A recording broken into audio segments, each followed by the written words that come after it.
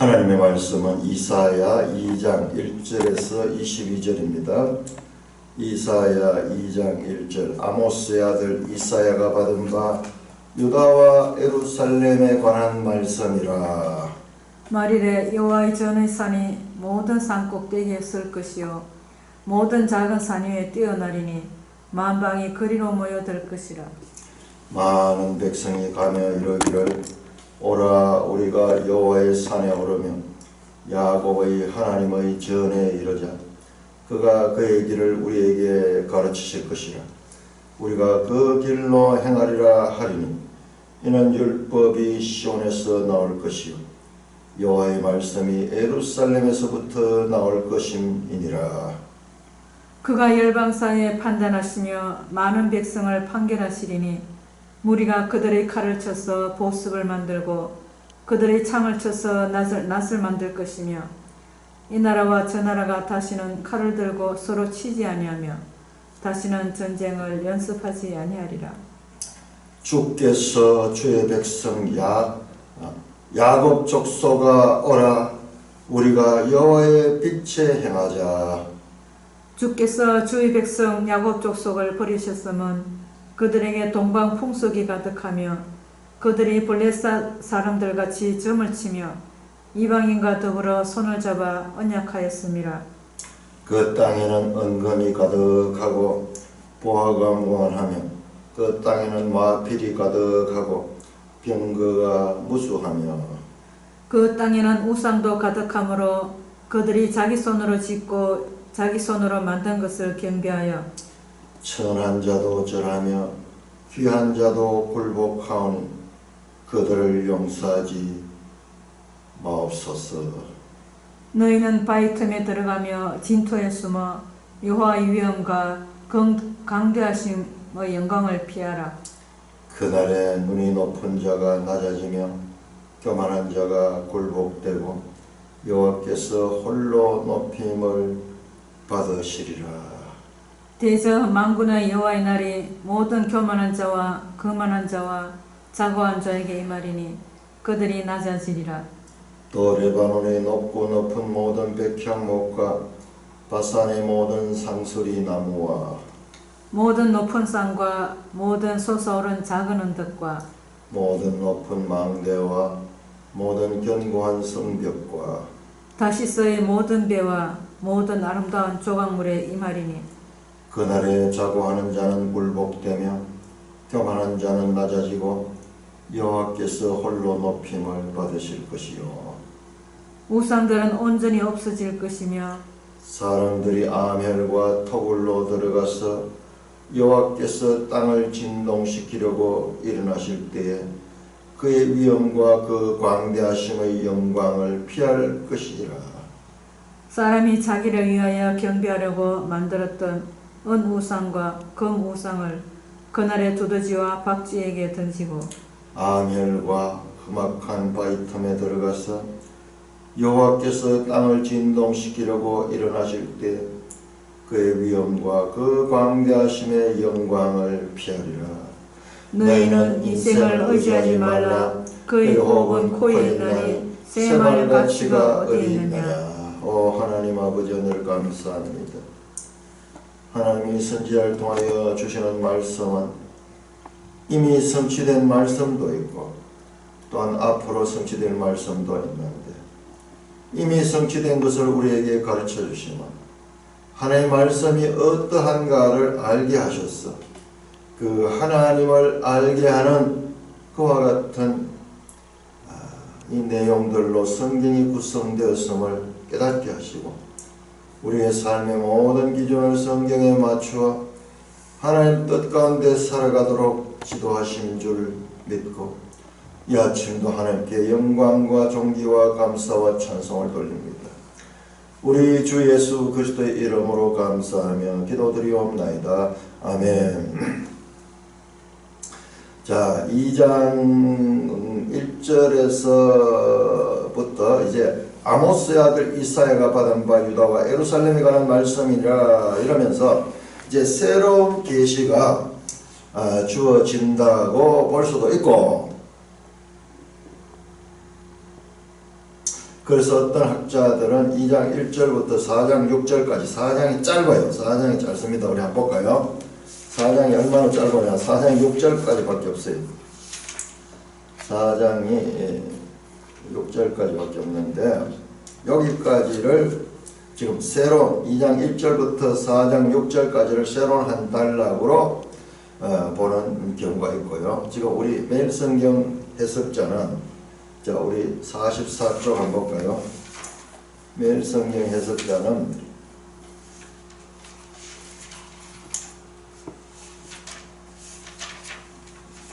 구조를 44쪽을 보시면 1장 2절에서 2장 5절까지가 첫 단락이다 이렇게 봅니다.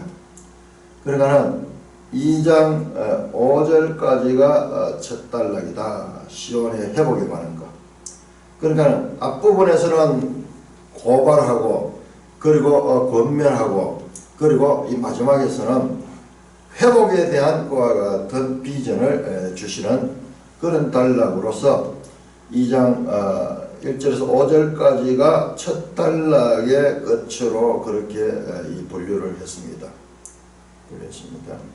그래서 2장 6절부터 새로운 단락으로 이렇게 보는데 이것은 어떻게 보느냐에 따라서 이 단락 구분을 할 수가 있습니다. 자, 우리는 일단 이 책을 우리 이 해석자의 기준을 따라서 분류를 해서 보게 되면은 그러니까는 1장 앞에서 이스라엘의 죄에 대한 법정 장면은 법정에서 이제 고발해서 이제 판결하고 그렇게 해서 그 판결에 따라 심판이 있는데 이제 그 심판 이후에 회복에 대한 메시지가 있다. 회복에 대한 메시지가 있다. 자, 그렇게 해서 봤을 적에 이것은 이제 그 첫째 단락의 마지막 부분.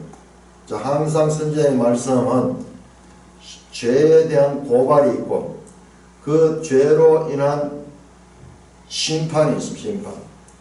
그거로 끝이 나는 것이 아니라 다시 그 가운데서도 하나님께서 회복에 대한 메시지를 주시고 있다. 이게 우리 선지서를 보면 공통적인 그런 구조가 되겠죠. 자, 그래서 선지서를 볼 때는 지금 우리가 보고 있는 것이 이것이 심판에 관한 것인가, 회복에 관한 것인가, 또는 이 죄에 대한 고발에 관한 것인가를 분별할 수 있어야 되겠습니다.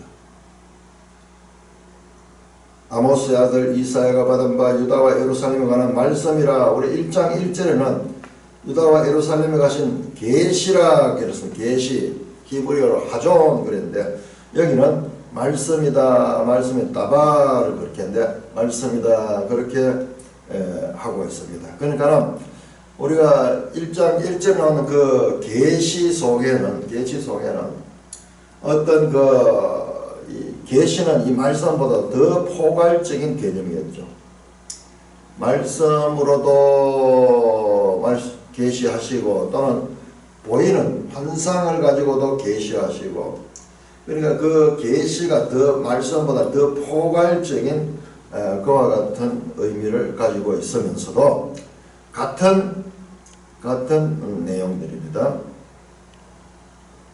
자, 그렇게 해서 다시 한번 이사야의 말씀이다 그렇게 선을 하고 난 다음에 2절부터 5절까지는 먼저 4절까지는 메시아 시대에 오는 통치권이 대한 말씀입니다. 말이래 아하릿 용 말이래. 이 아하릿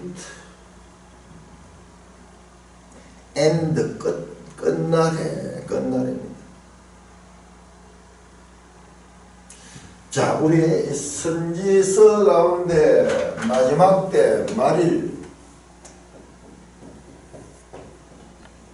또는 마지막 때 날이 이르리니 이와 같은 표현들이 구약 성경은 그 자체가 지금 완성이 아니고 장차 한 날에 대한 메시지가 주제를 이루고 있습니다. 그럼으로써 이 날이 어느 날을 가리키는가, 이 날이 어느 날을 가리키는가를 해석하는 게 참 중요합니다.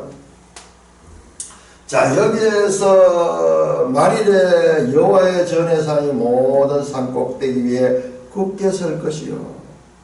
자, 여호와의 전의 산입니다. 성전이 있는 산이죠. 성전이 있는 산. 성전산이 모든 산 꼭대기 위에 굳게 설 것이요. 이거 비유입니다. 많은 산들이 있는데, 높은 산들이 있는데, 그 중에서도 여호와 전이 있는 산, 예루살렘이죠. 이게 시온과 같은 말입니다. 시온과 예루살렘 같은 말입니다. 그러나 그 산이 모든 산 꼭대기에 굳게 설 것이요, 모든 작은 산들 위에 뛰어나리라. 그러니까 여기 산은 보니까는 나라들을 가리켜, 모든 나라들.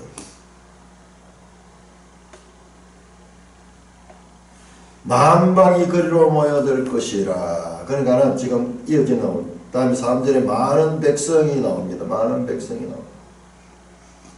그리고 이어서 보면 나라 이야기가 나옵니다. 이 나라와 저 나라 이야기가 나옵니다. 그래서 여기에서 산은 뭐냐 그러면 모든 세상 나라들을 가게 돼. 그 나라들 가운데서 여호와의 전의 산, 성전산이 모든 것 가운데서 가장 뛰어나게 된다.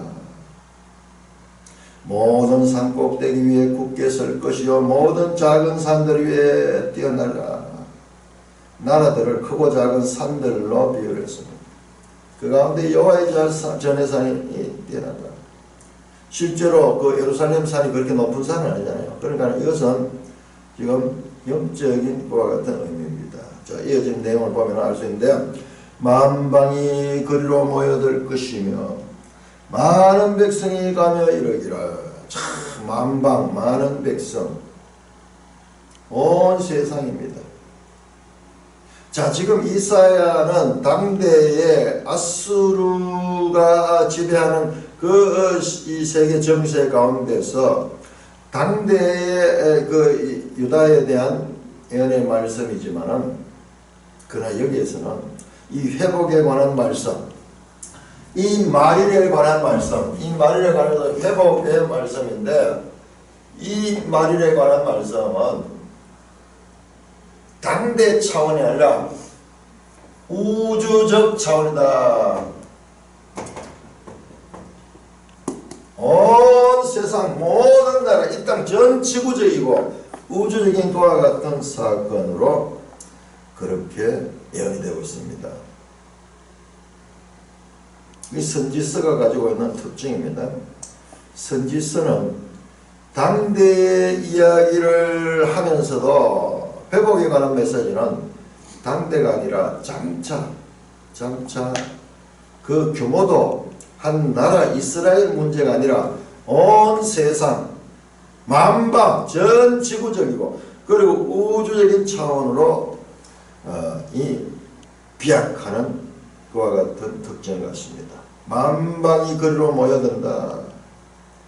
그 말일에는 만방이 그리로 모였다. 예루살렘을 향하여 모였다. 자, 여러분, 우리가 한번 생각해 봅시다. 만방이 흩어진 데가 언제예요? 만방이 어디서부터 흩어졌습니까? 만방이 흩어져 나뉘어서 이와 같은 만방 여러 나라들이 된 것은 그 출발점이 바로 바벨. 창세기 11장 바벨 이 탑을 쌓으면서 만방을 하나로 모으고자 했던 인간들이 그 교만을 하나님께서 징계하시고 그들을 다 흩었습니다. 그래서 온 세상으로 흩어져 가 있던 그와 같은 야곱과 함과 셈과 야벳 후손들, 온 인류의 조상들이죠. 온 인류의 조상들. 그렇게 흩어졌는데 이제 그 흩어졌던 그 백성들이 다시 성전산으로 모여온다는 것입니다. 바벨론의 흩어짐과 예루살렘에서의 다시 회복.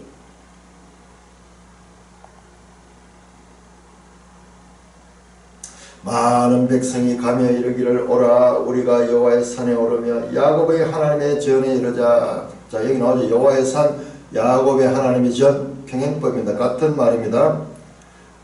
여호와의 산과 하나님의 전. 자, 그가 그의 길을 우리에게 가르치실 것이라. 우리가 그 길로 행하리라 하리니.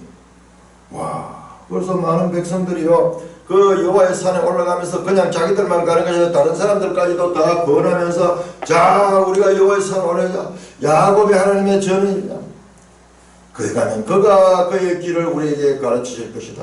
우리가 그 길로 행하면 살게 된다. 그러면서 다 여호와의 전의 산으로 모여드는 거예요. 놀라운 그림이잖아요. 엄청난 그림입니다.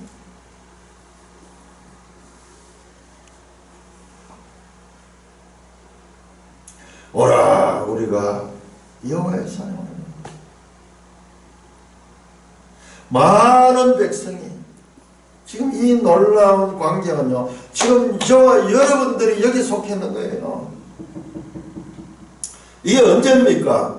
BC 700년경 유대 나라의 선지자가 당대의 자신의 나라의 대를 이야기를 하고 있지만 만방이 모여서 만방의 하나님 말씀 앞에 이 아침 시간, 이 새벽 시간도 하나님 말씀 앞에 모여서 하나님 말씀을 공부하는 것은 지금 이 말씀이 성취된 것입니다. 왜? 그 길을 우리가 배워야 되며 그 길만이 우리를 살릴 것이다 하는 생각을 가지고 여러 나라 많은 백성들이 지금 여호와의 산에 오르자고 하는 것입니다.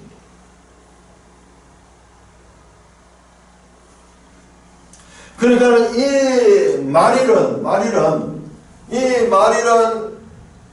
열방들이 이방 국가들이 하나님 이방이 하나님 앞에 나오는 때입니다. 이방의 시대, 이방인의 때입니다. 그러니까 이 말일은 예수님의 초림 이후 교회 시대.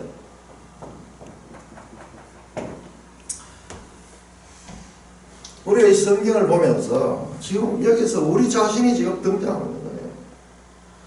저 2700년 전에 그 유다의 한 선지자의 그 입술을 통해서 지금 2700년 후에 세계 열방 가운데서 저 아시아의 극동에 있는 이 대한민국에서 그것도 이 대구 땅에서 이와 같이 하나님의 말씀 앞에 나오면 그 말씀이 우리를 살리고 그 말씀이 우리를 가르치고 그 말씀으로 행할 적의 삶이 영원한 삶이 있다고 그렇게 여호와의 산에 오르는 거예요. 그러니까 여호와의 산은 이거는 실제적인 이 예루살렘 산을 이야기하는 것이 아니라 하나님의 말씀을 하는 말씀. 바로 하나님을 향한 여호와 하나님께로 나오는 거예요. 왜 그런가? 왜 그 길로 다 산에 모이는가? 이런 3절입니다. 율법이 시온에서부터 나올 것이요 여호와의 말씀이 예루살렘으로부터 나올 것이라 평행법입니다. 율법과 여호와의 말씀, 시온과 예루살렘은 같은 내용. 그러나 하나님의 말씀 때문에 모든 열방들이 다 하나님 앞에 나오는 거예요. 이 말씀 때문에 이 말씀이 있는 거예요. 자, 우리 요한복음 4장 한번 볼까요? 요한복음 4장.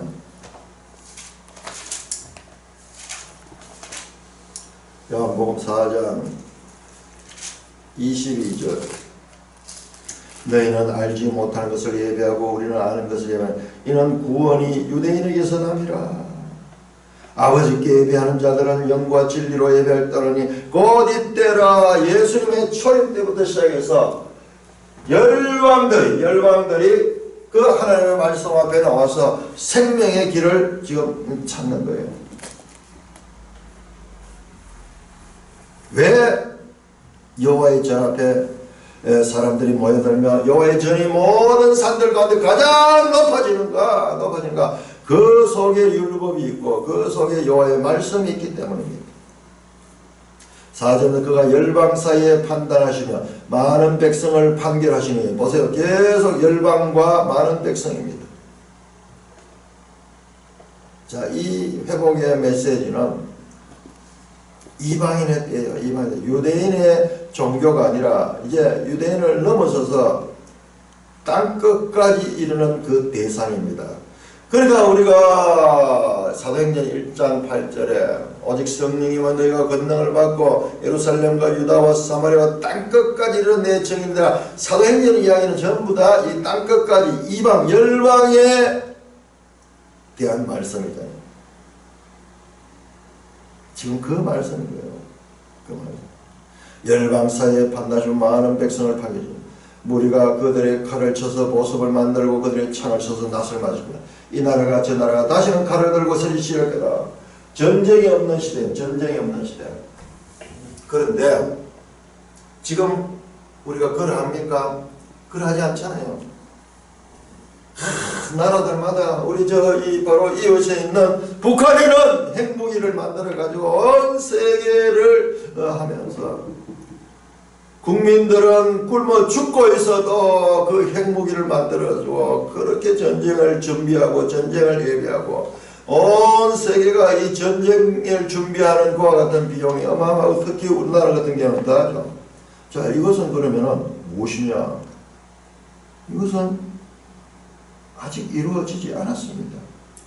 우리가 말씀 앞에 나오고 여호와의 그 말씀, 이 기독교 신앙이 전 세계적인 그와 같은 확산이 되고 그래서 온 나라들이 오히려 본국보다도 열방의 나라들이 더 하나님의 말씀 앞에 나오지만 그러나 아직까지 이와 같은 온 지구에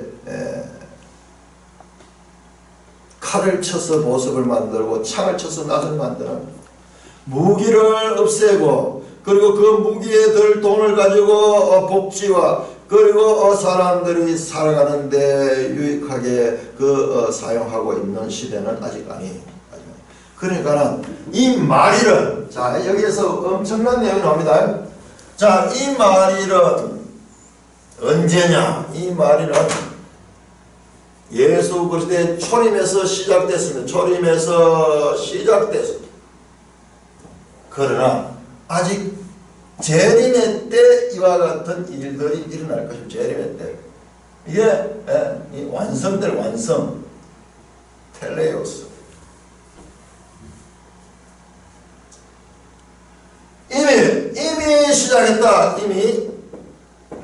그러나 아직 그 완성을 향하여 이 열방이 평화가 온전한 평화, 정말로 이 무기가 없어지고 다 이 완전한 평화가 이루어지는 그와 같은 시기는 아직 이르지 않았다. 이 나라와 저 나라가 다시는 칼을 들고 서로 치지 않으며 다시는 전쟁을 연습하지 않은 이와 같은 완전한 평화의 시대는 아직 오지 않았다. 그렇다면 이 말일은 언제냐? 이 말일은 바로 이와 같은 예수 그리스도의 초림과 재림 속에서 이미 시작되었지만 그러나 아직은 완성되지 않는 그 말일, 소위 시작된 종말. 시작된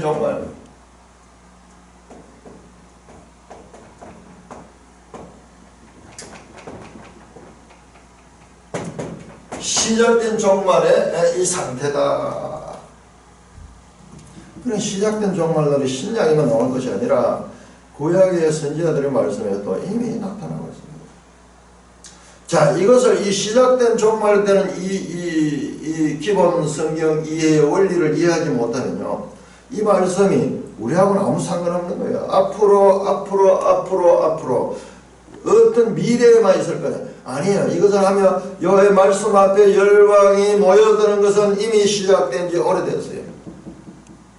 그러나 다시는 전쟁이 없어지는 완전한 평화, 온전한 평화, 이것은 주님의 재림의 때 완성될 것입니다. 그러므로 열방이 하나님의 말씀 앞에 찾아 나오는 것과 세상에 온전한 평화가 실현되는 이와 같은 것은 열방이 찾아오는 것은 이미 시작이다. 우리도 지금 그 속에 있어. 그 속에 여호와의 말씀 모든 것 두고 동양에도 얼마나 좋은 책들이 많고 그러하지만 그 모든 것을 접어두고 이 오직 하나님의 말씀만이 생명의 말씀이고 이 말로 가는 것이 사는 길이다 생각하고 참 우리나라가요 어마어마한 나라예요. 1948년 이 대한민국이 이 건국을 하면서 그때 초대 대통령 이승만 대통령이요 하나님께서 그에게 이것을 볼 수 있게 하셨어요.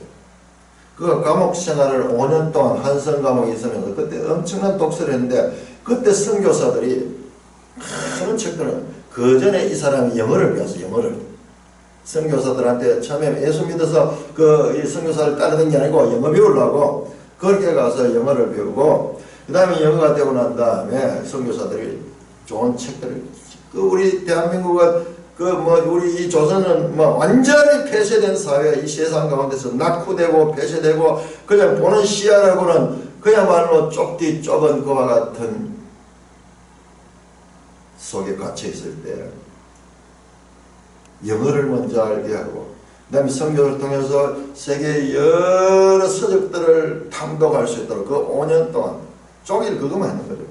그리고 나중에 미국에 유학을 가고 그 선교사를 보내서 그 미국 유학을 다니면서 미국을 도와봤는 게 어떻게 해서 이 나라는 이렇게 잘 사는가. 그때 세계 여러 나라를 볼 수 있는 꼭대기에 올라가서 그래서 전 세계를 살펴보는 그런 눈을 가지고 그가 결심하기를 살 수 있는 길은 기독교 신앙, 기독교 입국론밖에 없다.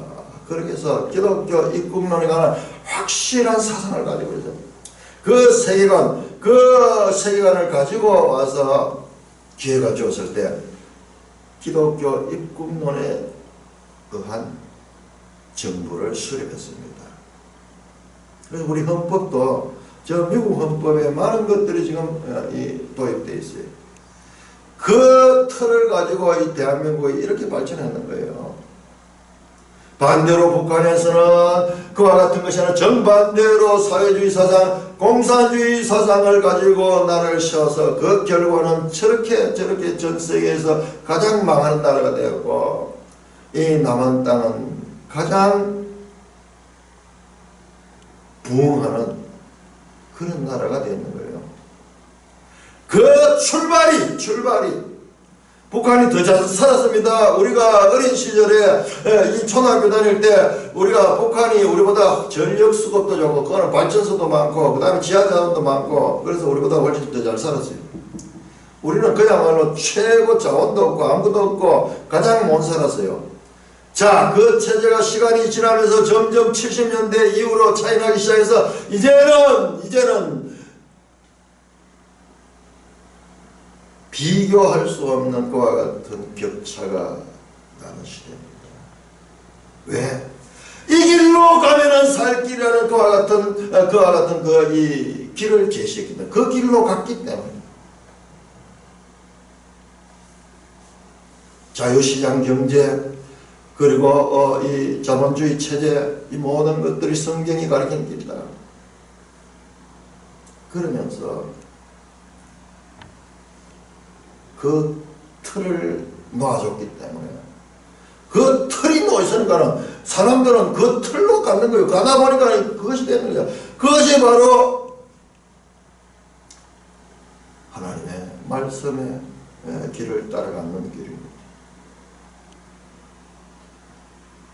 자, 이렇게 만방이 지금 우리가요 예수 믿어야 됩니다. 다른 나라에 대해서 선교사를 보내고 하는 것이 지금 일하는 거예요. 일. 많은 백성이 까며 이르기를 자, 우리가 여호와를 사랑합니다. 그 길만이 살 길입니다. 복음을 전해야 됩니다. 저 아프리카에서도 복음을 전하고 그렇게 해서 지금 우리는 지금 이 말일 속에 들어와 있는 거예요. 말일 속에.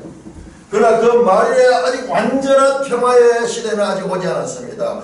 이미 그러나 아직 이 시작된 종말 이 때를 지금 선지자는 가르치고 있는 거예요. 자기는 이 말하면서도 이게 뭔지도 모르고 하는 거예요.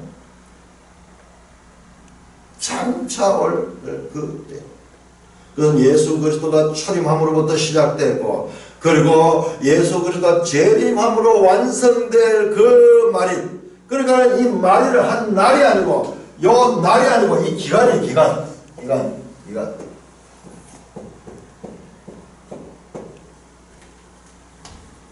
시작된 종말론은 우리가 어느 성경의 어느 한 특정 부분을 에서 뽑아낸 것이 아니라 성경 전반적으로 흐르는 성경 해석의 기본 원리임을 다시 한번 여기서 확인하게 됩니다. 자, 미가서 보겠습니다. 미가서 4장. 자, 미가 선지자는 이사야 선지자와 거의 동시대의 선지자입니다. 미가서 4장 1절에서 3절까지 우리가 한 목소리를 읽겠습니다. 한 목소리로 미가서 4장 1절에서 3절 시작. 끝날에 이르러는 여호와의 전에 산이 산들의 꼭대기에 굳겠으며 작은 산들 위에 뛰어나고 민족들이 그리로 몰려갈 것이라. 곧 많은 이방 사람들이 가며 이르기를 오라 우리가 여호와의 산에 올라가서 야곱의 하나님의 전에 이르자. 그가 그의 도를 가지고 우리에게 가르칠 것이라. 우리가 그의 길로 행하리라 하리니 이는 율법이 시온에서 나올 것이요 여호와의 말씀이 예루살렘으로부터 나올 것임이라. 그가 많은 민족들 사이를 심판하시며 먼 곳에 강한 이방 사람을 판결하시니 우리가 그 칼을 쳐서 보습을 만들고 창을 쳐서 낫을 만들 것이며 이 나라와 저 나라가 다시는 칼을 들고 서로 해치지 아니하며 다시는 전쟁을 연습하지 아니하고 각 사람이 자기 봄나무아리와 자기 모아가나를 알 것이며 그들을 두렵게 할 자가 없으니 이는 만군의 여호와의 입이 같이 말씀하신다. 똑같은 말씀. 같은 시대에 선지자의 하나님께서 이 말씀을 동일하게 주신 겁니다. 동일하게 주십니다. 자, 우리 미가와 이사야를 한번 비교해 볼까요? 기도책 205쪽을 한번 보겠습니다. 205쪽. 자, 205쪽 보시면은 보세요. 놀랍게도 이사야와 미가는 동시대예요. 동시대.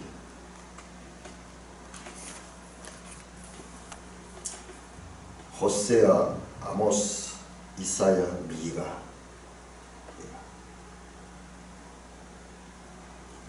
동시대에 하나님께서 두 선지자에게 동일한 말씀을 그래서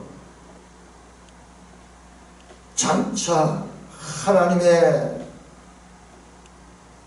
때에 대한 그와 같은 가르침을 주고 있고 소망을 주는 겁니다. 야곱 족속아 오라 우리가 여호와의 빛에 행하자. 자, 5절 경우도 이 5절도 이 4절에 붙을 것인가 또 5절 이후로 단락의 시작의 말씀인가도 이게 분류하기가 쉽지 않아요.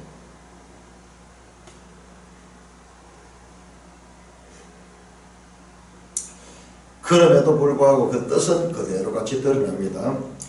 자, 그래서 이 부분에서 단락을 나누는 부분은요, 이 성경학자들마다 차이가 납니다. 그래서 그것은 우리들도 자세히 보고 나름대로 이것을 해석해도 되겠습니다. 단락을 나눠도 됩니다.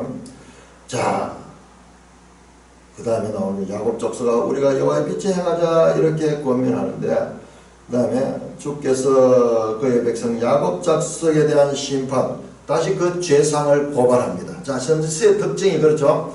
선지서의 특징이 죄에 대한 고발과 그에 대한 그로 말미암은 심판과 그러면서 또 회복에 대한 메시지가 나오는 거예요. 그래서 자, 우리 지금 이 성경 해석자는 단락을 나눴죠. 2장 5절까지를 한 단락으로 나눴고 6절부터 새로 시작하는 단락으로 그러면 이제 다시 그 유다의 죄에 대한 고발이 나옵니다.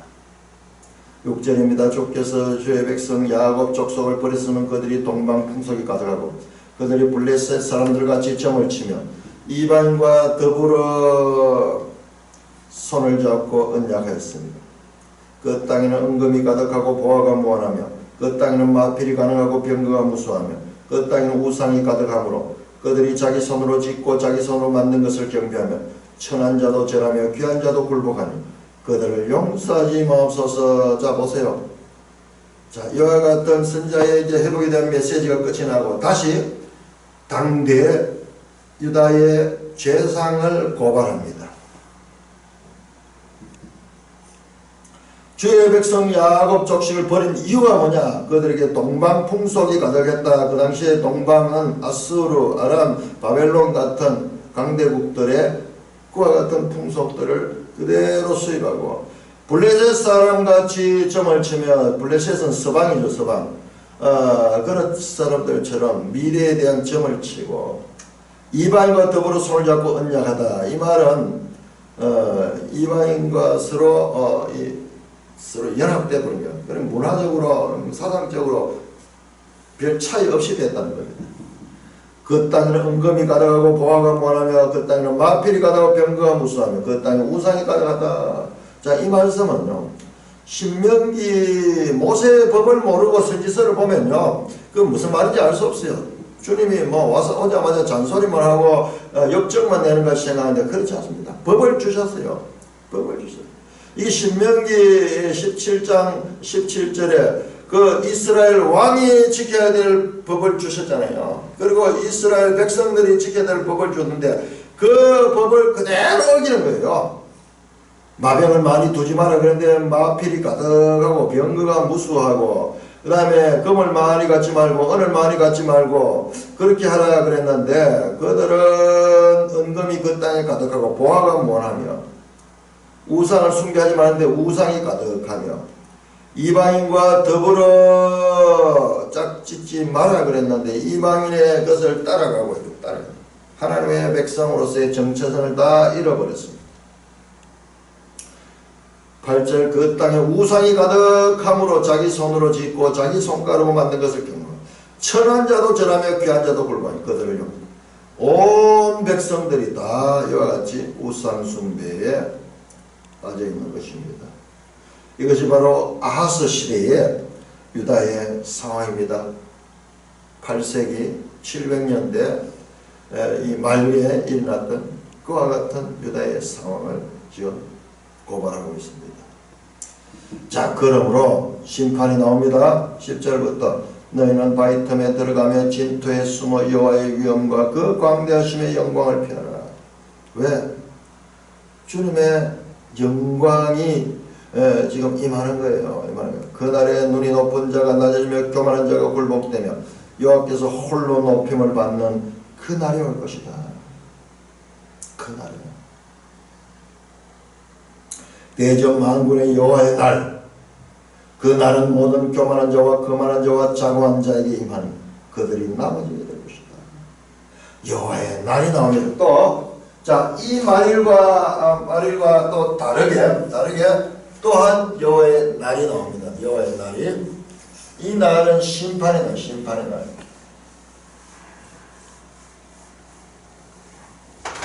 이 날은 심판의 날. 이 날은 초림과 재림 가운데 이 재림의 때, 재림의 완성의 때, 완성의 때. 주님의 재림의 때가 얼마나 두렵고 위험이 큰지 지금 묘사합니다. 오직 여호와께서 홀로 높임을 받는 그와 같은 때.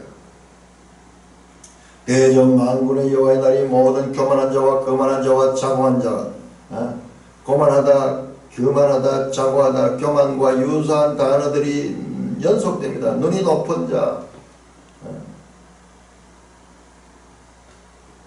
하나님 없이 자기 힘으로 살겠다는 것과 같은 모든 자들은 교만합니다.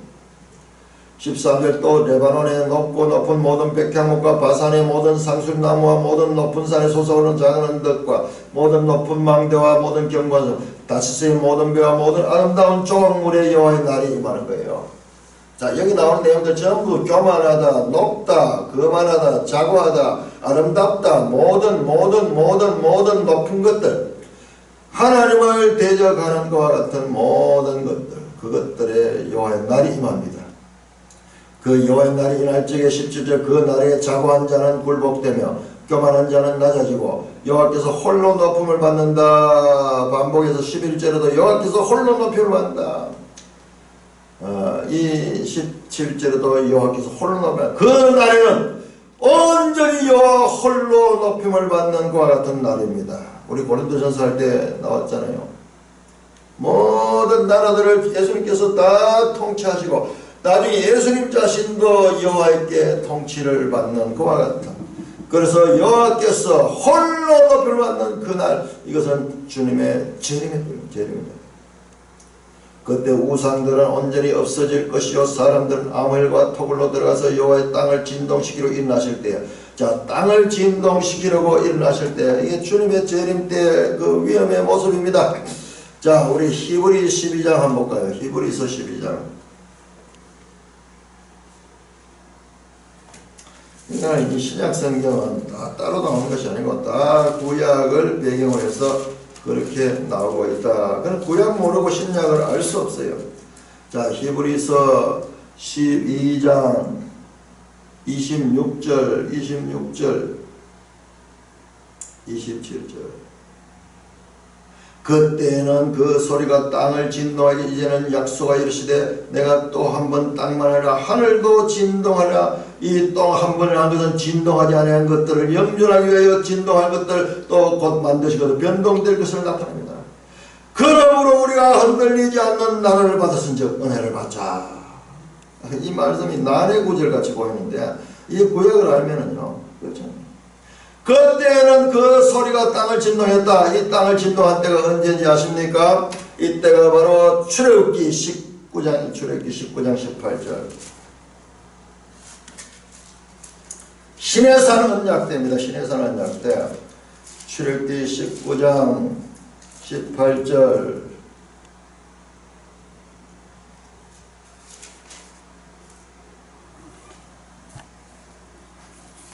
시내산의 연기가 좌우가니 여호와께서 불 가운데 거기 강림하시니라. 그 연기가 옹기가마 연기같이 떠오르고 온 산이 크게 진동했다. 온 산이 크게 진동했다. 그런데 이제는 하늘까지 진동하면 이 진동이 있을 때는 이제 다시는 진동이 없는 것과 같은 시대입니다. 그때 사람들은 아멜과 톡으로 들어가서 여호와의 땅을 진동시키려고 일어나실 때에 그 위엄과 광대하심의 영광을 피할 것이라. 사람들이 막 두려워서 그 재림의 그 영광과 위엄의 때를 견딜 수 없는 거예요. 그때 사람이 자기를 위하여 경배하라고 만들었던 어무산과 거무산을 그날에 두더지와 박쥐에게 던지고 아멜과 험악한 바위 틈에 들어가서 여호와께서 땅을 진동시키려 일어나실 때 그 위엄과 그 광대하심의 영광을 피한다. 그 위엄과 그 광대하심이 지금 3번 반복이 나옵니다. 10절에서 나오고 그리고 다시 19절에서도 나오고 다시 21절에도 나옵니다.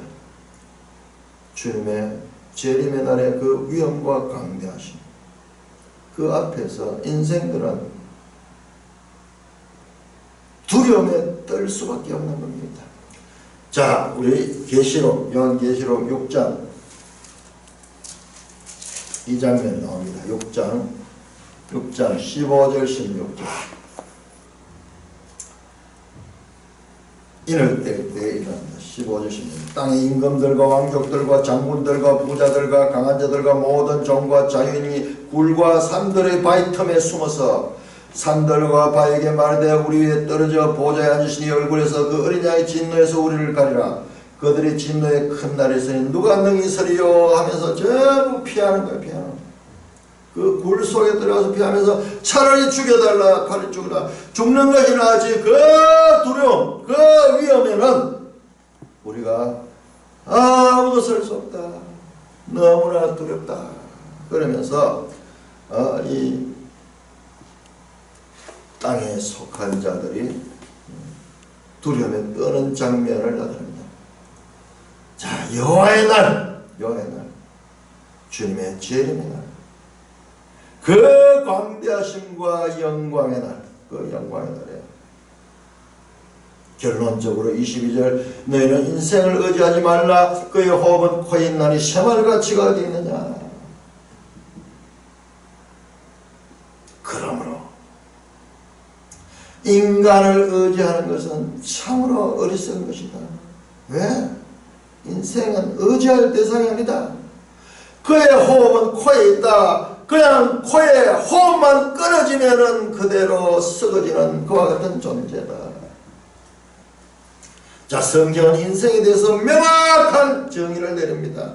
인간이 누구인가? 세상은 아직도 그 의미를 알지 못하고 있습니다. 인생이란 무엇인가? 계속 그 질문만 하고 있습니다. 성경은 그 인생이 무엇인가 명확한 답을 줍니다. 에레미야 17장 5절은 이렇게 말합니다. 여호와께서 말씀하시되 무릇 사람을 믿으며 육신으로 그 힘을 삼고 마음이 여호와께 떠난 사람은 저주를 받으리다. 그는 사막의 떨기나무 같아서 좋은 일을 보지 못하고 광야에 간조한 것 경건한 땅 사람이 살지 않는 땅에 살지라. 그러나 무릇 여호와를 의지하고 여호와를 의뢰하는 그 사람은 복을 받을 것이며 그는 물가에 심어진 나무가 뿌리를 강변에 뻗치고 더위가 올지라도 두려워 아니하고 그 입이 청청하며 가문을 해도 걱정이 없고 결실이 그치지 아니함 같다. 만물보다 거짓되고 심히 부패한 것이 사람의 마음이다. 마음. 인생을 의지하지 마라. 야고보 선지자는 이렇게 말씀합니다. 야고보 선지자는 인생을 뭐라고 이야기하냐? 인생은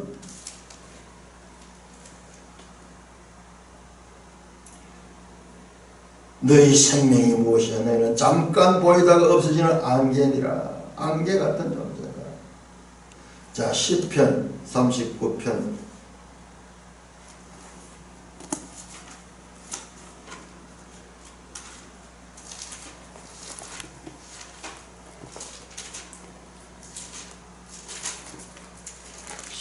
39편 5절 6절 주께서 나의 날을 한 뼘 길이만큼 되게 하시면 나의 일생이 주 앞에는 없는 것 같사오니 사람은 그가 든든히 서 있는 때에도 진실로 모두가 허사뿐이니이다.